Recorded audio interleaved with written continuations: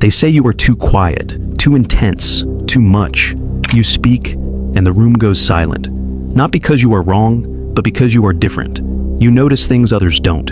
You question what others blindly accept, and slowly, people begin to drift away. They laugh together at things that bore you. They obsess over drama, trends, and surface-level nonsense, while you are stuck thinking about life, meaning, and death. You try to blend in.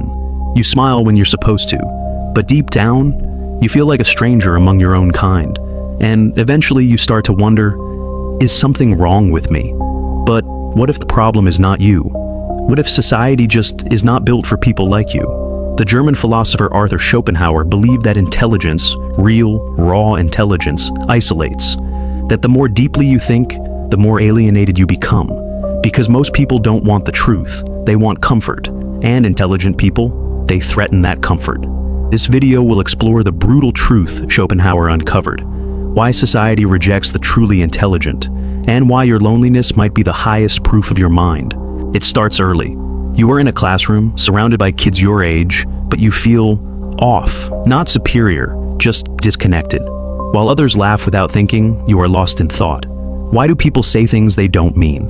Why does small talk feel like noise? Why does it feel like you are always watching life, not living it? This is the first taste of the silent curse that comes with intelligence. Not the academic kind, not grades or awards, but the kind of intelligence that questions too much and feels too deeply. The kind that observes people's contradictions, notices subtle hypocrisy, and finds it impossible to just go with the flow. As you grow older, the disconnect becomes more obvious. You start holding back in conversations. You have learned that honesty makes people uncomfortable, that asking why too many times kills the vibe. So you nod, smile, pretend, because being understood feels impossible. People often mistake you for arrogant, when in reality, you are just exhausted from trying to explain yourself. You are not cold. You have just learned that depth scares people, so you keep your insights locked away. Your questions, censored. Your pain, invisible. Here lies the paradox. Society claims to admire intelligence, yet it emotionally rejects those who possess it in its rawest form. We worship genius in theory, but in real life, the genuinely intelligent are isolated. Why? Because real intelligence does not just solve problems, it challenges norms. It sees through illusions. It questions what others blindly accept, and that makes people uncomfortable. You become too complex for surface-level connections, too analytical to enjoy small joys without dissecting them, too aware to relax. And the emotional cost? It's invisible, but crushing. You sit in rooms full of people, but feel alone. You long for a connection that reaches beyond the shallow, someone who does not just hear you, but truly gets you. But that person never comes. So you begin to wonder, is there something wrong with me? That's the unspoken tragedy. The world does not teach intelligent people how to deal with this type of loneliness. It teaches you how to succeed, how to perform, but not how to exist when your mind is wired differently. So you adapt. You become a chameleon, blending in, dumbing down, learning when to be silent, not because you want to, but because you have to. Because every time you spoke your truth, you paid the price. But deep inside, the weight builds. A quiet sadness, a hunger for meaning, a question, am I the only one who feels this way? You are not. In fact, what you feel, that silent suffering, is not proof of weakness. It's a signal of a rare mind trying to survive in a shallow world. And the philosopher Arthur Schopenhauer saw this pattern centuries ago. He didn't just understand your pain, he predicted it. There's a hidden rule that governs most of human society. Don't think too much. Don't question the script. Don't step out of line.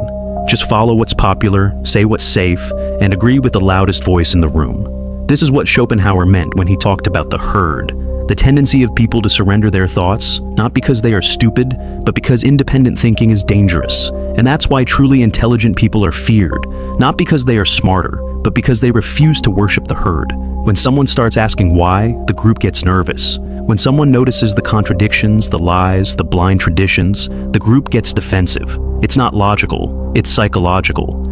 In every classroom, every office, every community, there's a subtle pressure, conform or be cast out. And intelligent people, by their very nature, resist this pressure, not out of rebellion, but out of curiosity and truth. But here's the uncomfortable truth. Thinking differently is not admired. It's treated as a threat.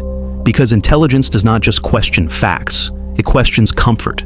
It disrupts illusions. It shines a light on everything people are trying to ignore. When you walk into a room and say something that reveals the group's hypocrisy, when you suggest an idea that has not been pre-approved by mass consensus, when you challenge the system instead of playing along, you don't get applause. You get labeled weird, too intense, not a team player.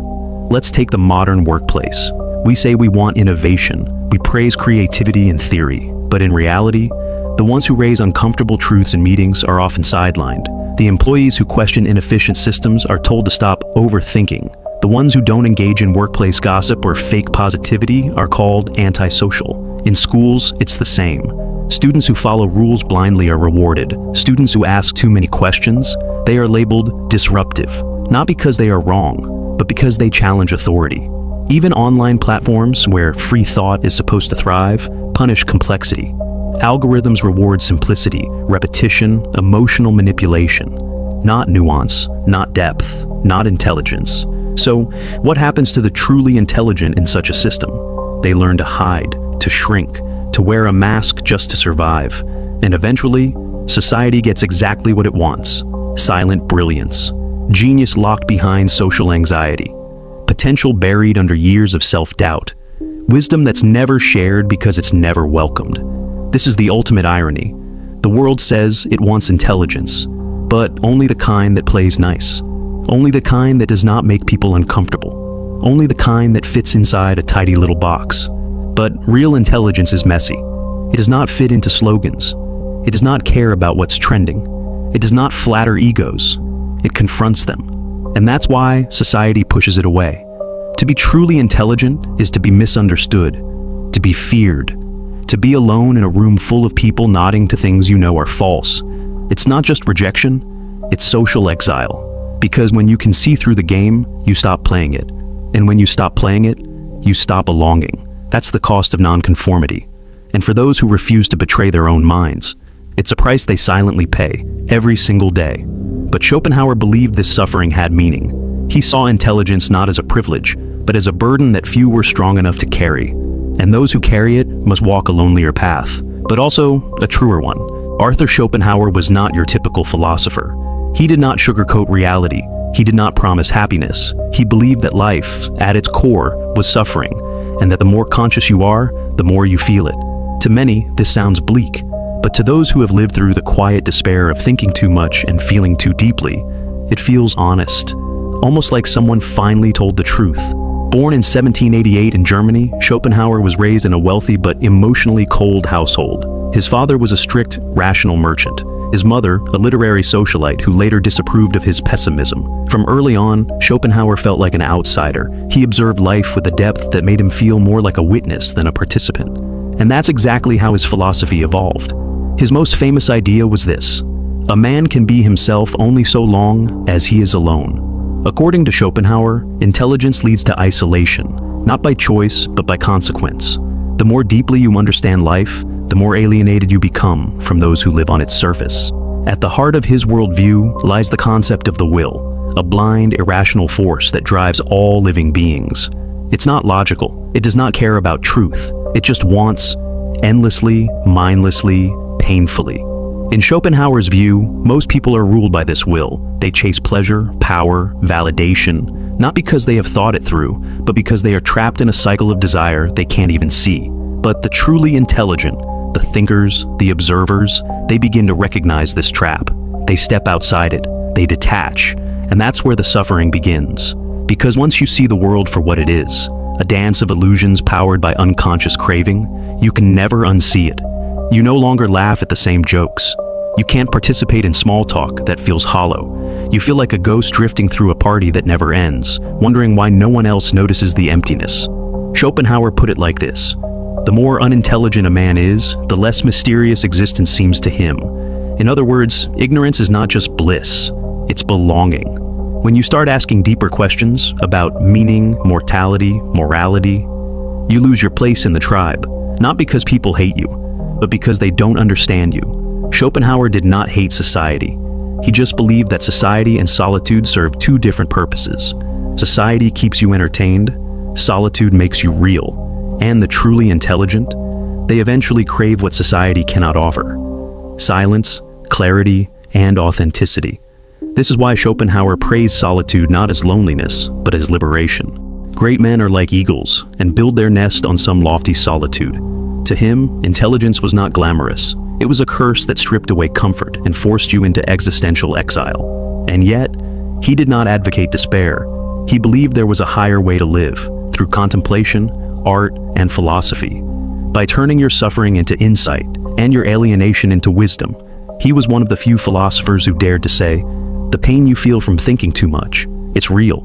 The disconnection you experience when others don't understand your thoughts, it's valid.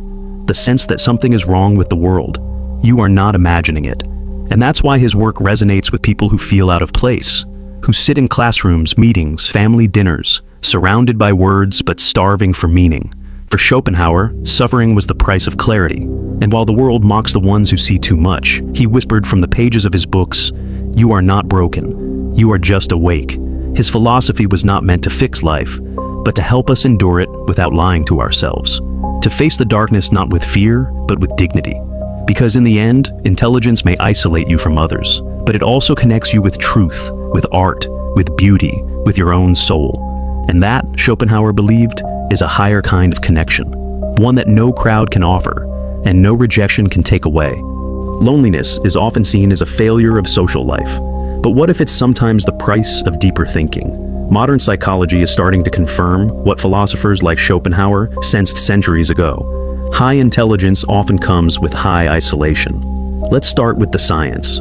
A 2016 study published in the British Journal of Psychology found something fascinating. The more intelligent a person is, the less satisfaction they report from frequent socializing. For most people, being around friends boosts happiness, but for highly intelligent individuals, too much social interaction actually leads to frustration, overstimulation, and emptiness. Why?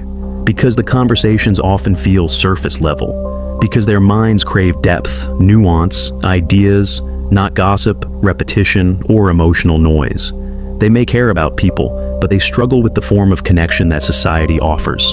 And this creates a kind of cognitive loneliness. It's not just about being alone, it's about being surrounded by people who don't think like you, and feeling more isolated than if you were physically alone. That's where the emotional paradox begins. On one hand, highly intelligent people are introspective. They analyze, reflect, overthink. They live in their heads, sculpting entire universes of thought that others may never see. But on the other hand, they are human. They still crave connection, intimacy, resonance. They want someone who does not just nod, but gets it, who hears the unsaid and understands the invisible. And that's the psychological trap. The smarter you are, the harder it is to find someone who understands your loneliness. This is not arrogance, it's neuroscience. Psychologist Dr. Thomas Suddendorf, an expert in cognitive evolution, explains that our brains evolved in small tribal groups of 100 to 150 people. Our intelligence was shaped by the need to survive and fit into tight social circles. But modern high IQ individuals live in a radically different environment.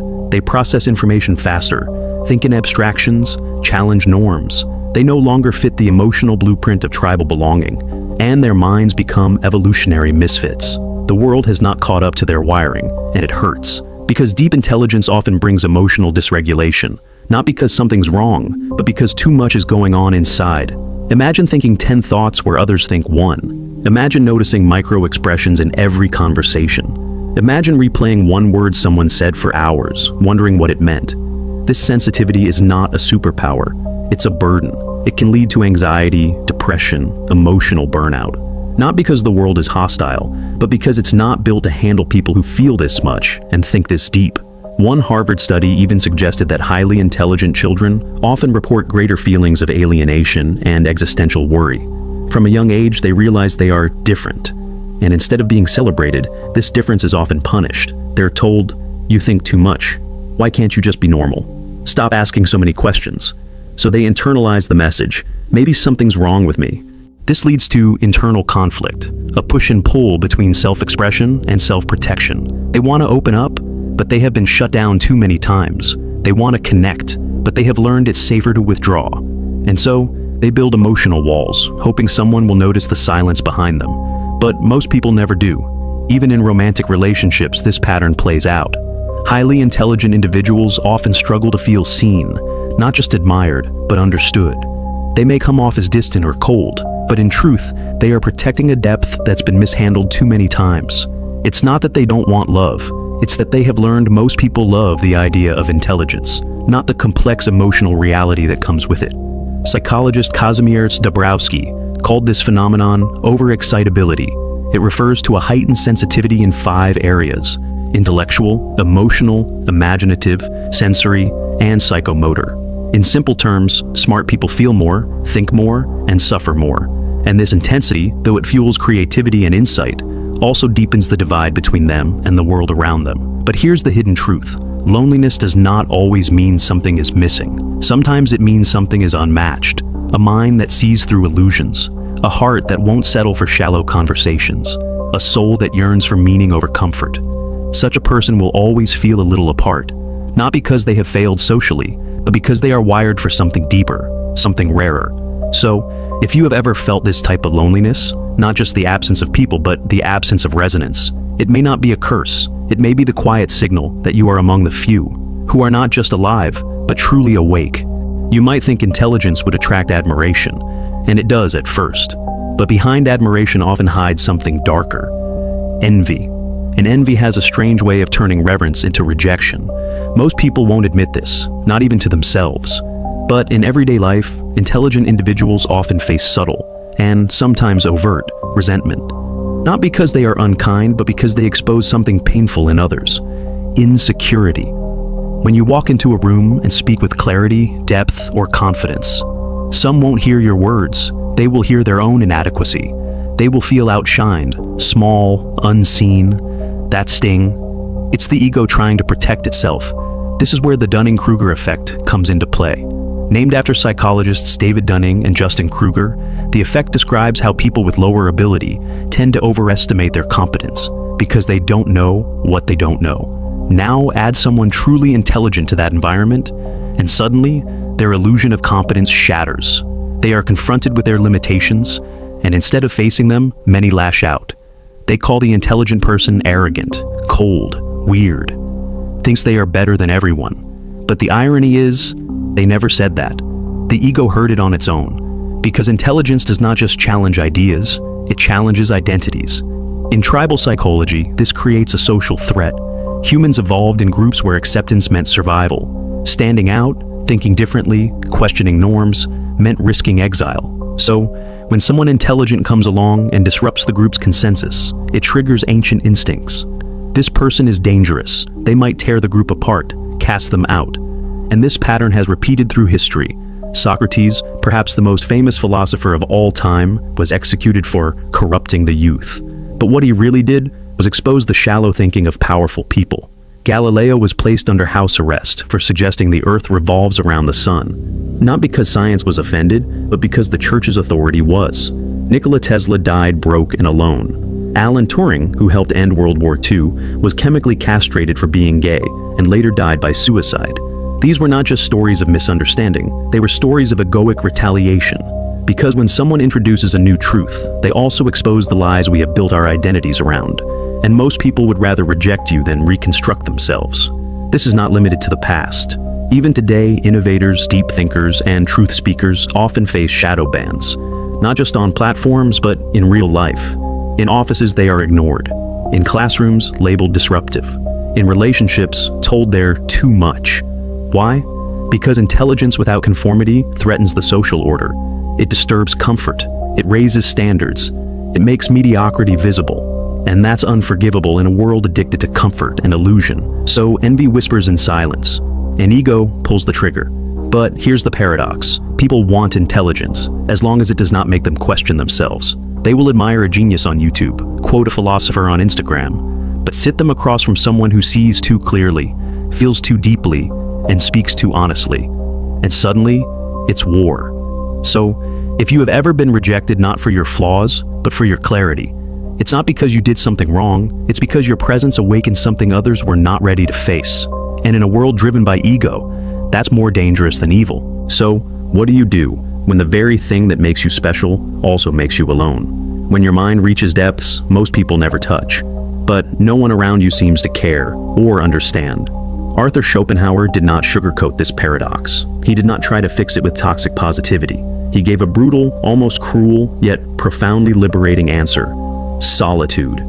Intellectual superiority, he wrote, is marked by a propensity for solitude, not as punishment, but as liberation. Because here's the uncomfortable truth: the crowd rarely understands the individual, and the more profound your thoughts, the more likely they will echo in silence. But to Schopenhauer, that silence was not emptiness, it was clarity. In a world that fears being alone, solitude is seen as a weakness. People chase distractions, constant connection, endless noise. They measure their worth by likes, messages, and attention. But Schopenhauer flipped the script. He said, "The one who can be alone and still feel whole, that is the strongest kind of person." Because solitude is not loneliness. Loneliness is craving connection and not finding it. Solitude is choosing peace over shallow company. It's not the absence of people, it's the presence of yourself.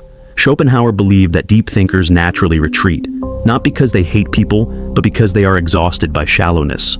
Ordinary people are like a clock, he implied, always ticking the same thoughts, repeating the same ideas. But the noble intellect is like a compass, always pointing toward depth, truth, and meaning. And you can't follow that compass in a noisy room. So, what does solitude offer that society never can? Freedom. Not just physical freedom, but mental and emotional independence. The freedom to think without interruption, to feel without judgment, to create without compromise. It is in solitude that great ideas are born. Article philosophy, science, vision. None of these are products of crowds, they are forged in stillness. Schopenhauer spent most of his life in quiet reflection. He was not popular, he was not praised during his time, but he understood something timeless. A man can be himself only so long as he is alone, and if he does not love solitude, he will not love freedom, for it is only when he is alone that he is really free. But here's the real power. When you no longer seek validation, you become untouchable. Rejection loses its sting. You stop molding yourself to fit into places you don't belong. You stop shrinking your thoughts to make others comfortable. And suddenly, that solitude becomes a sanctuary, a forge for strength, a mirror for truth. This is the brutal brilliance of Schopenhauer's solution. Don't beg society to accept your depth. Let it reject you. Let it misunderstand you. Because that rejection is proof of your difference, not your failure. The world does not ignore deep thinkers because they are wrong. It ignores them because they threaten what's easy and familiar. So, if you are misunderstood, if you are left out, if you are labeled too intense, too analytical, too different, Schopenhauer would say, good. It means you're no longer a prisoner of the herd. But solitude is not just escape, it's a reclamation of your mind, of your time, of your energy. It allows you to stop performing and start being. Not who the world wants, but who you truly are. And slowly, as you settle into that quiet, you begin to see what others can't. You notice beauty in silence, patterns in chaos, depth in pain. You stop trying to belong and start becoming. This is what Schopenhauer called the noble intellect. Not noble by birth, but by inner richness. And it's not for everyone. Most will never choose it. Because solitude requires you to face yourself. And that is terrifying. But if you are brave enough to walk that path, to sit in silence, to feel the weight of your thoughts, to resist the urge to dilute yourself just to fit in, then solitude becomes power.